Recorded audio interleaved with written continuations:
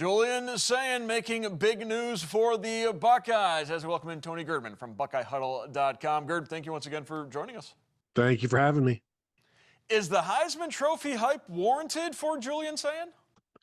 I think so, but it will be determined by what happens in Ann Arbor, and then perhaps the Big Ten championship game against Fernando Mendoza. So the way I see it, if Ohio State continues to win and then wins in Ann Arbor and Indiana does the same thing, I can see the Big Ten championship game also being for the Heisman between those two quarterbacks. A couple of weeks ago, as we looked at this schedule, you looked at the month of November and you thought to yourself, man, those are two huge bookends, having Penn State and Michigan to begin and end the month. And all of a sudden, that November is looking a little bit easier leading into that trip to Ann Arbor at the end of the month. It is, and it's the time, I guess, for Ohio State to get right. But also, hey, you can never take Purdue lightly on the road. We know that. We've seen crazy things happen there. UCLA, I think, has opened a lot of people's eyes, and so you can't take them too lightly. And you always know you're going to get a fist fight from Rutgers. So if you take them lightly, you're going to, leave with a black eye and probably a lost wallet, if you will. So yes, they're going to be favored double digits in all of those games. But this is where Ryan Day always talks about the competitive excellence and the standard that is supposed to be kept up, and that's what they'll need to do. But at some point, what does a letdown look like for this schedule? Because I don't think they've really had one yet. Competitive excellence in the Ohio State standard. Has the rush game met that standard? No. We know that with the RPO game that Ohio State does, the defense will dictate where the ball goes. And so they may call some RPOs that could be running plays, but if the linebacker stays up, it becomes a pass play. So they may be getting, say, and this is not a real number, but say 80 to 120 yards of passing out of that RPO game. So can you just attach that to the running game and say, look at what we're doing? Maybe, yes, but also you look at the fact that when they do run the ball, they're only averaging 3 yards a carry, which is not very good. So yes, the offense, the running game is producing yardage in the RPO ways. It's not necessarily producing enough consistent yardage in the running game ways at 3 yards a carry the last few games. And so it does need to get better. It is interesting that they're still trying to figure out who gives them the best opportunity to do that. But they also need a better performance from the offensive line, because when you go back and you watch that Wisconsin game, it's not like there are a bunch of holes being missed by all of the running backs. There's just not a lot of room to run. And a lot of focus on that offensive line goes to Tegra Shabola. We saw Austin Padilla play quite a bit in Tegra's stead. Could we be seeing a change in the starting five on the O-line? This is the time where they're going to look at it, and they've given Joshua Padilla enough opportunities, or as many opportunities, I guess, as they could to evaluate the way things look for him and get a good grade on him and whether they view him as the better option. I mean, the fact is they've been rotating one position all season long on the offensive line, and that's right guard. And initially it was Tegra Shabola and it was Ethan Onianwa, and then it was Tegra Shabola and now and Joshua Padilla. So clearly they're not happy there. And it's not just because, well, this person also deserves to play, because that's what they said earlier. Well, Ethan Onianwa deserves to play. Well, he's not playing any longer. And Joshua Padilla, they said that he deserves to play, but it's just easier to move him to right guard than, he is the backup center. So it's just, you're not going to play him at center.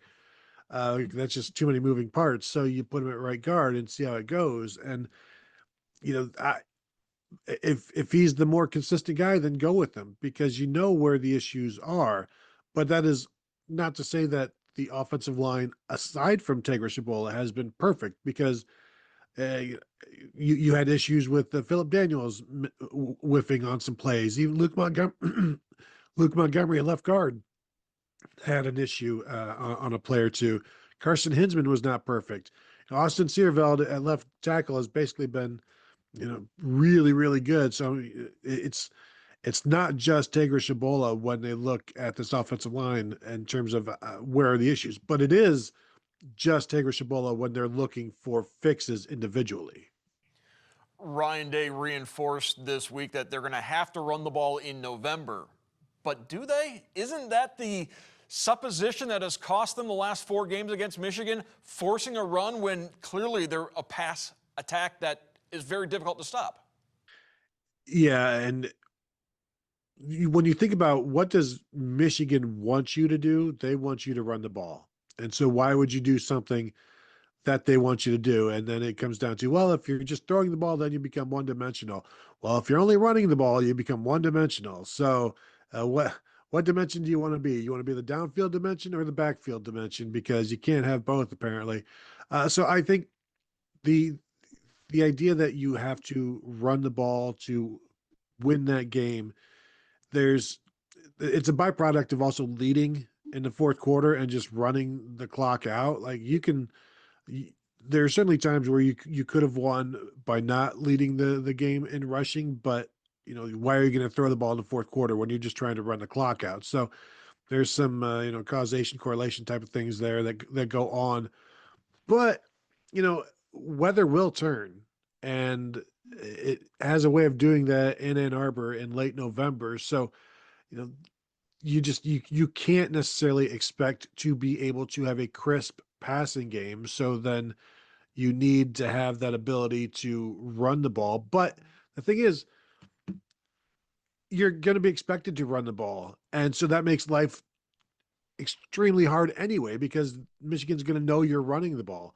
So yeah, just throw it, and see what happens. But yeah, it's a catch-22, because yeah, sure, you need to run it because there are times when you can't throw it, but when you can't throw it, everybody knows you're going to run it, which makes it almost impossible to run.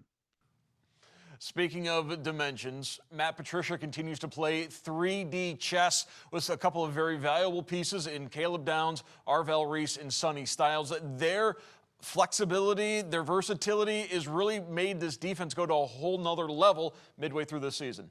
Yeah, it's fun to watch because they're playing kind of a 4-3, in that they have 4 defensive linemen and 3 linebackers. But sometimes it's a 6-1 because you'll have Sonny Styles and Arvell Reese on the ends and basically having a 6-man line, or there's 5 guys on the line of scrimmage and 1 linebacker. And you can do whatever you want with Arvell Reese. He can play middle linebacker. He can rush the passer. And then Sonny Styles has the green dot on his helmet, so he's calling the plays. He's getting signals. He's getting calls in from the coaches. He's very smart and cerebral. He's letting everybody know where they need to be and also getting there himself. And then Caleb Downs, it's like independent contractor, can go do whatever he wants basically. And it's really unique to have so many guys that can do so many different things, and then you have a guy like Matt Patricia who can put it all to use and not take 2 or 3 years like a Jim Knowles to get the most out of it. And so, yeah, when you get those 3 guys, and then the defensive line allowing it all to happen and being okay with losing some snaps to Arvell Reese or whatever. There's a lot of unselfishness going on right now, and then the individual skill in the secondary that allows all of this movement up front. It's like, you guys do what you want up there. We'll take care of the back end here. We'll finish up with this. Finish this thought. A successful off week for Ohio State is? Over the decades, you would start with no arrests, but it's like, that's not, not really necessarily concerned. Uh, I think a realization of the best path forward and a path forward for each of the players to improve upon the things that they need to improve upon. They're all getting their individual reports on, here's what you're doing well, here's what you're not doing well. And I'd say the best possible scenario is a way forward for each of those players to improve, especially the guys in the 2 deep, so that they can continue moving forward and continue to build this running game. Because I think a lot of the issues, a lot of the you need to get better here, will involve the running game. As Ohio State takes this week off before they finish up with Penn State, Purdue, UCLA, Rutgers, and then that trip to Michigan. I want to thank Tony Gerdeman from BuckeyeHuddle.com for joining us. Gerd, thank you once again. Thank you for having me.